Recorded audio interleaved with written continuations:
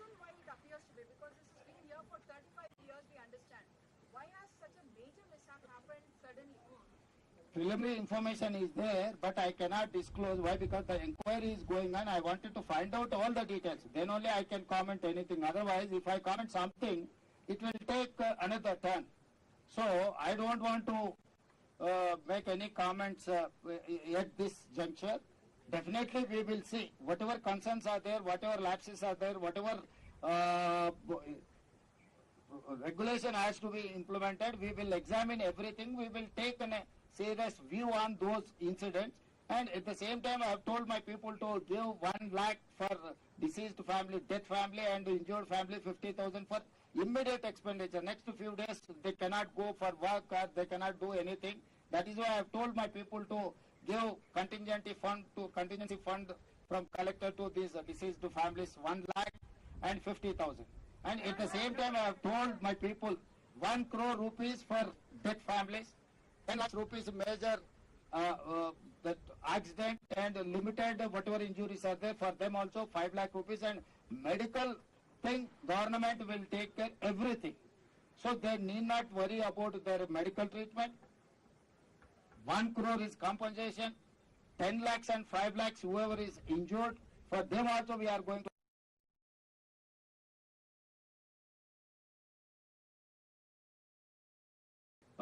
school. If they wanted to join in government residential school, I have told my people to examine all those cases individual, and we are there to provide education for their families. There's also a distinction between the migrant workers and others currently. You have done the review meeting.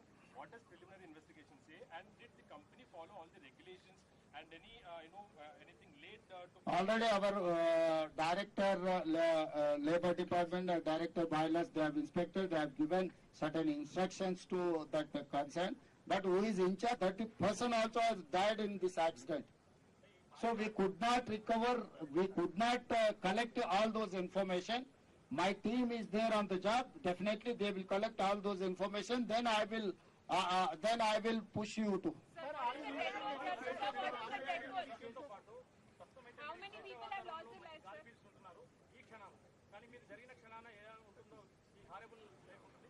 అదేవిధంగా ఇక్కడ ఈ పరిశ్రమల్లో కార్మికులను ఒక బానిసలుగా చిత్రీకరించి వాళ్ళు పనిచేస్తున్నారు. 12 గంటలతో పాటు 24 గంటలు పనిచేస్తున్నారు. అలాంటి వాళ్ళకి ఎలాంటి భద్రత లేదు, వాళ్ళకి ఎలాంటి ఫిజికల్ తక్కువ లేదు. దాంతో పాటుగా ఈ ప్రాంతంలో ఉన్న కార్మికులకు ఏదైనా ఇన్సిడెంట్ జరిగితే వాళ్ళు ఇక్కడ నుంచి తరలించడానికి ఎలాంటి ట్రాన్స్పోర్టేషన్ లేదు. వాళ్ళని ఒక గుర్రలాగా ఆటోలలో వేసి తరలిస్తున్నారు. ఏ విధంగా చెల్లిస్తున్నారు?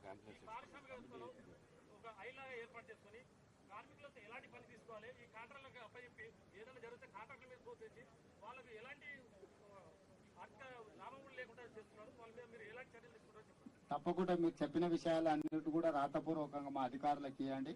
మీరు చేసిన ఫిర్యాదును మొత్తం పరిగణలోకి తీసుకొని ఏ విధంగా ఇలాంటి తప్పిదాలకు పాల్పడుతున్న వాళ్ళ మీద చర్యలు తీసుకోవాలనో ప్రభుత్వం తప్పకుండా చర్యలు తీసుకుంటుంది.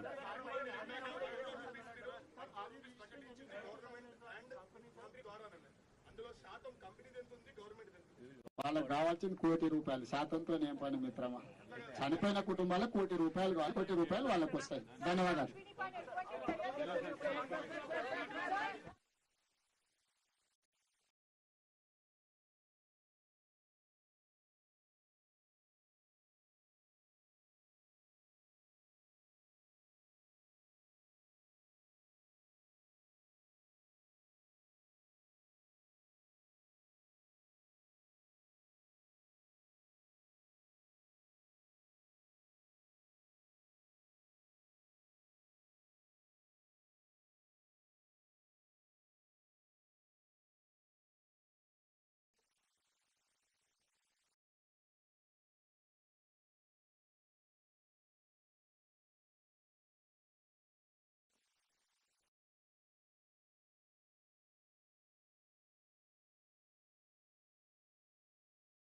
ఏర్పాటు చేయాలని ఈరోజు అధికారులకు టచ్లోకి వచ్చి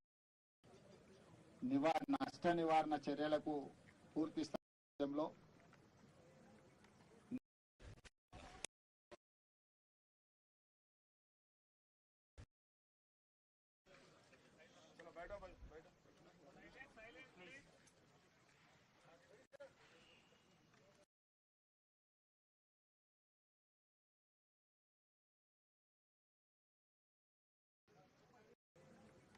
నిన్న ఉదయం నుంచి మంత్రులు దామోదర్ రాజనరసింహ గారు, వివేక్ వెంకటస్వామి గారు, స్థానిక కలెక్టర్, పోలీసు ఉన్నతాధికారులు, అదేవిధంగా ఫైర్ సిబ్బంది అందరూ కూడా ఈ సంఘటన తదనంతర పరిణామాలన్నిటిని కూడా దగ్గర ఉండి పర్యవేక్షిస్తూ చనిపోయిన వాళ్ళ శవాలను తొలగించడం కానీ, గాయాలపైన వాళ్ళను హాస్పిటళ్లకు తరలించడం, అక్కడ యాజమాన్యంతో కూడా చర్చిస్తూ నష్ట నివారణ చర్యలకు పూర్తి స్థాయిలో ప్రభుత్వం చర్యలకు ఉపక్రమించింది. కానీ అక్కడ జరిగిన దురదృష్టకరమైన సంఘటన చాలా మంది ప్రాణాలను బలిగొన్నది. ఇది అత్యంత విషాదకరమైన సంఘటన. ఇప్పటి వరకు ఉమ్మడి రాష్ట్రంలో కానీ తెలంగాణ రాష్ట్రంలో కానీ ఇన్ని ప్రాణాలను బలిగొన్న దుర్ఘటన జరగలేదు. అందుకే ఈరోజు నిన్నటి నుంచి మా మంత్రులు నిరంతరం పర్యవేక్షిస్తూ సంస్థ యొక్క యజమానులతో, ప్రభుత్వ అధికారులతో, అదేవిధంగా fire department, HYDRAA, disaster management, police సిబ్బంది, రెవెన్యూ సిబ్బంది అన్ని శాఖలను సమన్వయం చేసుకుంటూ అక్కడ చర్యలకు ఉపక్రమించడం జరిగింది. మంత్రుల పర్యవేక్షణతో పాటు ఈరోజు నేనే స్వయంగా ఇక్కడికి వచ్చి దుర్ఘటనను పరిశీలించి దీనికి సంబంధించిన వివరాలను సేకరించి దానికి సంబంధించిన ప్రభుత్వం తీసుకోవాల్సిన చర్యలను అన్నిటిని కూడా ప్రభుత్వం చేపట్టవలసిన బాధ్యతను కూడా ఈరోజు అధికారులకు ఆదేశాలు ఇవ్వడం జరిగింది. ఈ దురదృష్టకరమైన సంఘటనలో ప్రాణాలు కోల్పోయిన వాళ్ళు బీహార్, ఒడిశా, మధ్యప్రదేశ్, ఆంధ్రప్రదేశ్, తెలంగాణ రాష్ట్రాలకు సంబంధించిన వాళ్ళు ఉన్నారని ప్రాథమిక సమాచారం అందింది. ఇప్పటి వరకు అధికారులు అందిస్తున్న సమాచారం మేరకు దాదాపుగా 36 ప్రాణాలు పోయినాయి. ఇంకా కొంతమంది అచూకీ లేదు.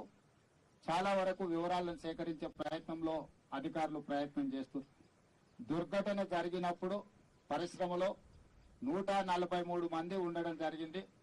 అందులో దాదాపుగా 58 మంది ఇప్పటికీ అధికారుల డిజాస్టర్ మేనేజ్మెంట్, పోలీస్ సిబ్బంది, రెవెన్యూ సిబ్బంది అన్ని శాఖలను సమన్వయం చేసుకుంటూ అక్కడ చర్యలకు ఉపక్రమించడం జరిగింది.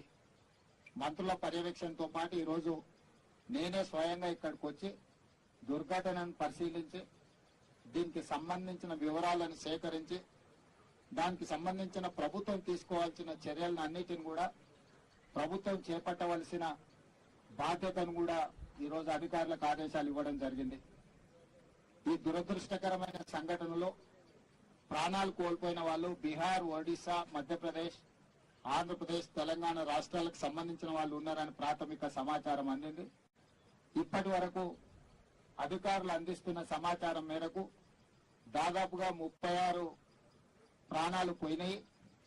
ఇంకా కొంతమంది అచూకీ లేదు. చాలా వరకు వివరాలను సేకరించే ప్రయత్నంలో అధికారులు ప్రయత్నం చేస్తున్నారు. దుర్ఘటన జరిగినప్పుడు పరిశ్రమలో 143 మంది ఉండడం జరిగింది. అందులో